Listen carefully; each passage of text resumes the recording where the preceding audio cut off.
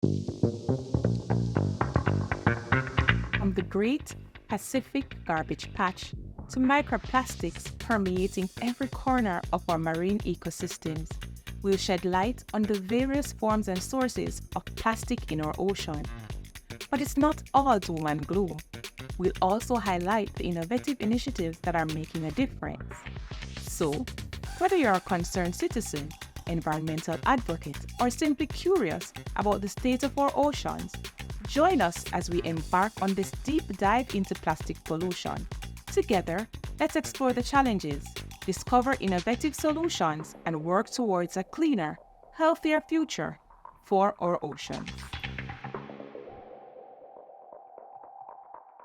Welcome to our podcast episode on plastic pollution in the ocean. Plastic pollution has become a pressing global environmental issue with far-reaching consequences for marine ecosystems and the planet as a whole. Each year, millions of metric tons of plastic waste find their way into the world's oceans, posing a significant threat to marine life, habitats, and human health.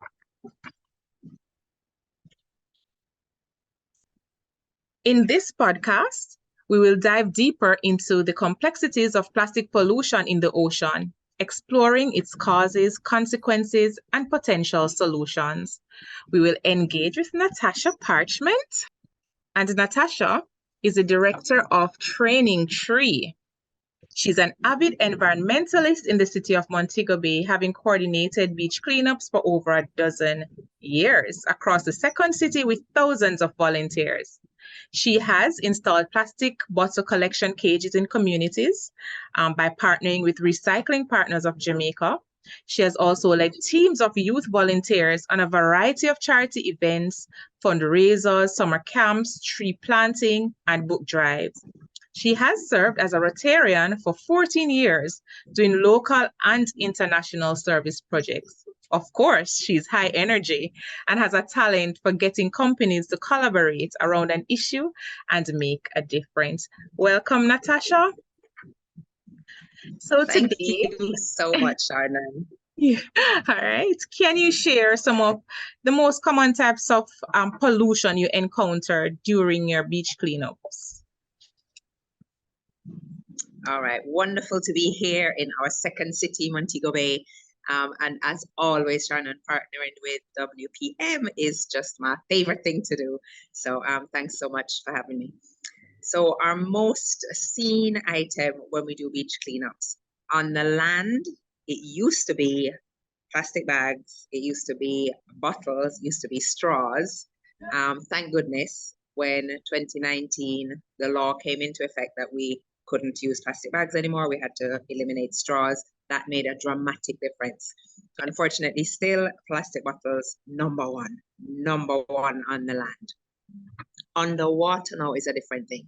So Drew couldn't have hundreds of people gathering to do our epic beach cleanups. I partner with Montego Bay Marine Park, Rotary, all the youth clubs in the schools. We couldn't do those. We started to do it very small underwater cleanups on Polly's glass bottom boat. What we've found mostly sticking into the sand are plastic forks and those plastic lunch boxes.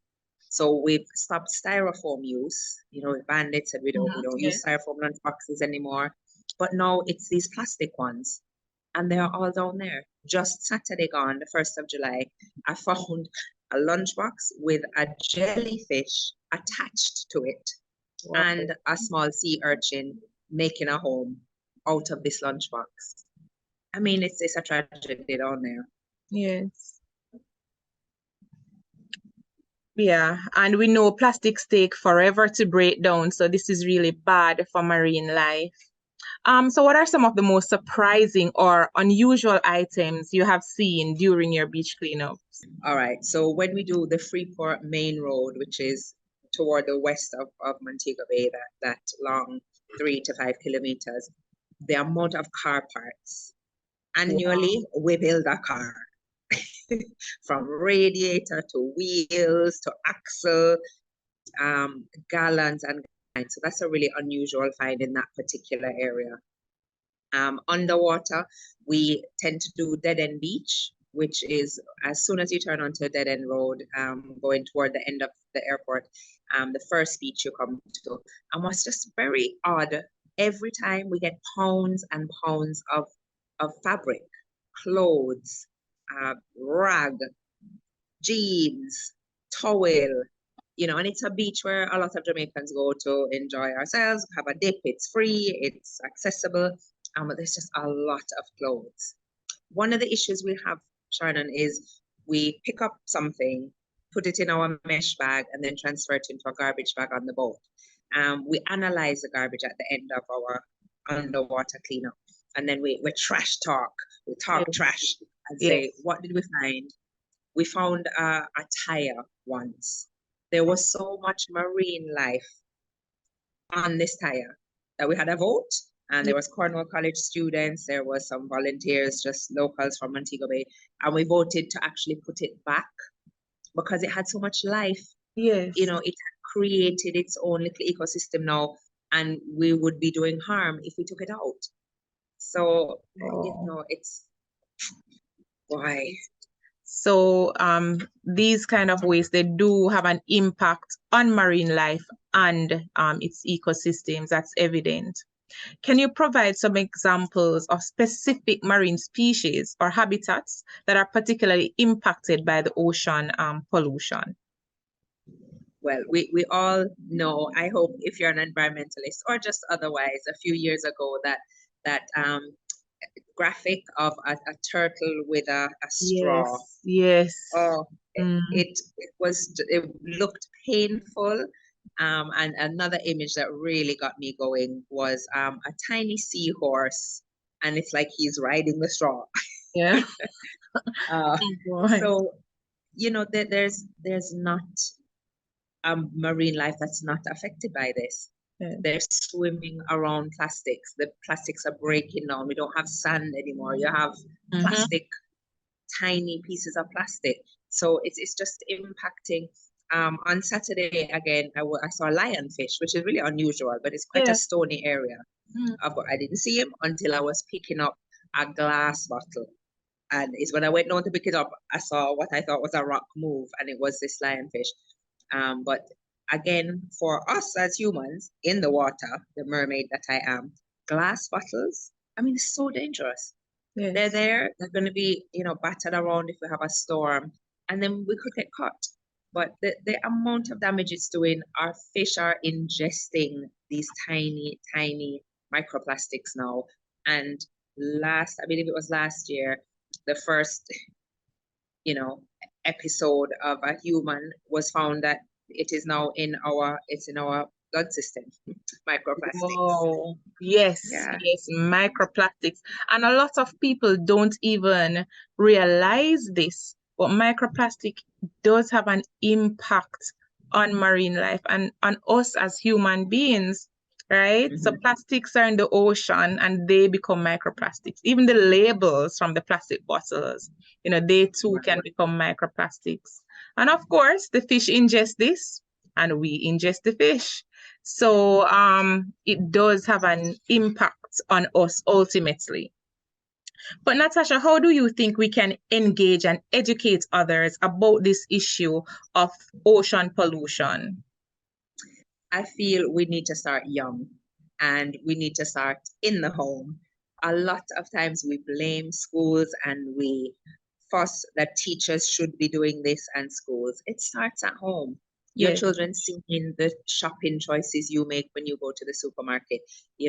How many times do we all forget to carry our reusable bags? Yeah, that is Right. true. But the type of things, my children don't see me buying a bottle of water out on the street. My family, we definitely, if we're going out, put your water in your reusable bottle and let's go. So starting at home, if we could in the primary level schools start getting children excited, they will go home. I remember a number of years ago at a beach cleanup, I had all the primary school students sign a big piece of cartridge paper. I will stop using plastic bags. A few weeks later, I saw one of the mothers Natasha, I don't know what you have done to my child. I cannot use her plastic. Mommy, no, no. They're so enthusiastic. So if we start them with some habits, reusing, reducing the amount, every day this small plastic bottle of water to school, get a reusable bottle. That's 5 less bottles a week. And it's cheaper. That is NWC, true. clean and nice and fresh. I'm drinking it, and I encourage everybody to just get a reusable bottle Yes, and use it. But I feel starting at home and then make it fun for youngsters, and then they will start again when we started doing the underwater cleanups. So many of the students are now interested in marine biology. They're yes, looking into studying environment when they go to college. They're really, I'm going to join the science club, the environment club, because they're seeing the connection. So that's get them involved fun with it. yes, perfect. What advice would you give to individuals who want to contribute to reducing ocean pollution, but they may not know where to start? That's true. I find with environment, there's so much doom and gloom. Yes, No, your small action can make a difference.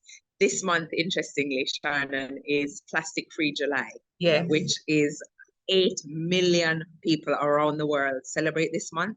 And you have to try, if you see me this morning, Shannon, on the road, it was not an easy task. I wanted some fruit, so I could be nice and healthy and ready for our talk. yes. But when you stop a fruit man, it's either in a plastic bag Mhm. or the fruit lady have it in a Yes, nice plastic lunch bag. yes, I went to 3 different fruit stands, ended up having to get a decomposable lunch box, not a plastic one. yes, I said, please, could you put my fruit in here for plastic free July? They yes, said, what have we do? I said, it's plastic free July month. yes, We're not yes. No plastic. so what? And sorry, going back to your question. Uh, everybody can do their small little part. I do not buy anything in a plastic bottle when I'm out on the road. Bring it, or I need to, as I used to say when my grandparents used to say, swallow spit till you reach home. You Yeah, should have brought your reusable bottle with you. I walk with my reusable cutlery. I have bamboo cutlery, and I yes, walk with that, so I don't accept the plastic fork in the little plastic bag with the tiny piece of napkin. You yes, ask somewhere, may I have a napkin? They give you this packet. May I have a fork? They give you this packet. So it's all extra. Reduce as much as we can in the first place, yes, yes, and just small actions. Don't make it overwhelm you till you start really feeling, this is just hard work. It yeah, needs to be things that you can naturally and easily do until it really becomes a movement. yes, That's yes. my feeling. Yes, that is true.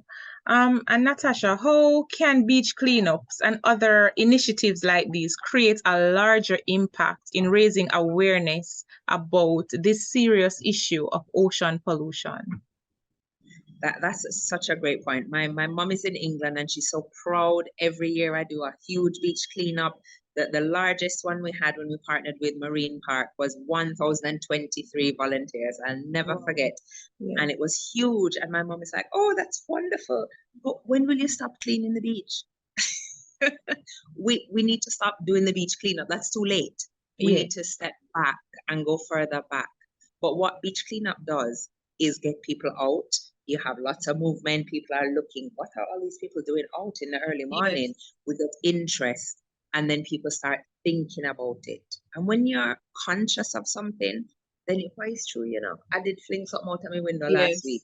Yes. Yes. Boy, it's true. When I dumped my axle and my oil change, I really did dump it in the bush. So when 2,000 pounds of garbage was collected in that area, I actually contributed to that. People will just start thinking. It's exciting. We give away t-shirts, reusable bags, that type of thing. And, some people think, oh, it's just fun. It's not doing anything. Yeah. The data we collect from these beach cleanups that goes to the International Coastal Conservancy, that is what they use. And when our government banned those particular items, styrofoam straws and scandal bags, as we call them, why did they choose those? Because those were the things that when we collect them and we create forms of data. This is the amount, hundreds of thousands of bottles across Jamaica we have collected. Then they can make decisions as to what should they ban. So it does help. It's fun, but it does help.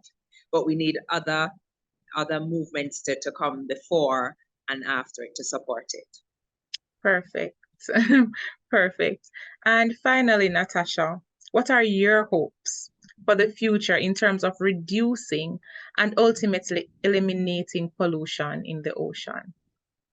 Oh, What does my Natasha hopes want to see?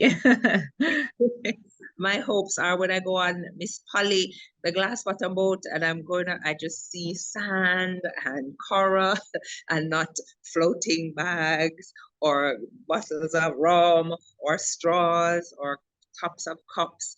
I hope we can see the beauty that is there. And my hope, which has turned into a reality, is the interest in youngsters.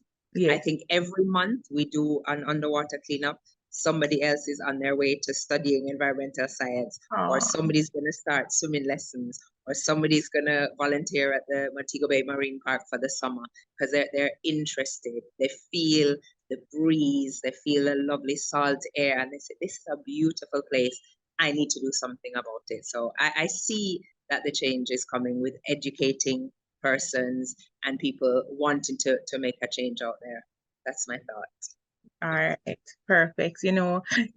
Jamaica is big on tourism. And so, I believe that every citizen should play their part in protecting our ocean because people really come here for the beautiful beach that we have. And so it was quite interesting to see that underwater, it's a whole story in itself. And so what final words would you want to give to Jamaicans, about protecting our home? We feel the further away from the sea we are, or the further away from working in tourism, we feel, no, so what I'm doing is not impacting it. The Montego Bay Marine Park, in partnership with an Australian charity, did a tour up the gully of the North Gully and went all the way up into the community where that gully begins and Yes, asked the same question. How do you feel you impact tourism by being and living in this area? The further away we went from the ocean, the less people thought they impacted the ocean. yes, So I really feel just having an understanding. We could be in Mandeville, right in the middle of Jamaica, doing something. It's going to impact our ocean if it's not something that we have considered and thought about. It will come down the river and end up in there. yes, So my hope is just to make a connection. And we're not just doing this for tourists. We're yes, doing it so I can take my friends and my children. I can go and enjoy a beach without cutting my foot on a piece of rusty zinc. A yes, whole sheet of zinc we took up 3 months ago. That's crazy. yes. So those are my final thoughts. Well, thank you so much, Natasha. WPM, we do also have a program in the North Gully area where we try to encourage residents to separate their plastics. A lot of them have been doing it. We do still need more buy-in, but the work continues. And I really, really appreciate you, Natasha, for always, answering the call whenever I request your presence. I'm really, really grateful for you. And I am so thankful for your words today. It was truly a good discussion. Thank you, Natasha, and we appreciate all you do for the environment. Oh, Shardan, thanks so much. Always a pleasure working with you. And every time I pass a garbage truck, beep, beep, beep, and I wave and support our Yes, collectors. It's a hard job, but it so is. needed. It We need is. to appreciate them. Thanks for your time, Shardan. Thank you too, Natasha. Have a good one. Bye-bye. And that concludes a thought provoking episode of Diving into Plastics. We hope you have gained valuable insights into the profound issue of plastic pollution and its impact on our precious marine ecosystem. Remember that every small step matters, from reducing our own plastic consumption, properly disposing of our solid waste, and supporting sustainable alternatives, and participating in local beach cleanup. We can all make a difference. Let's stay informed and engaged. Keep seeking knowledge, spreading awareness and supporting initiatives that promote responsible plastic management. Together, we can turn the tide on plastic pollution. Until next time, let's continue to explore, learn, and take action for our oceans.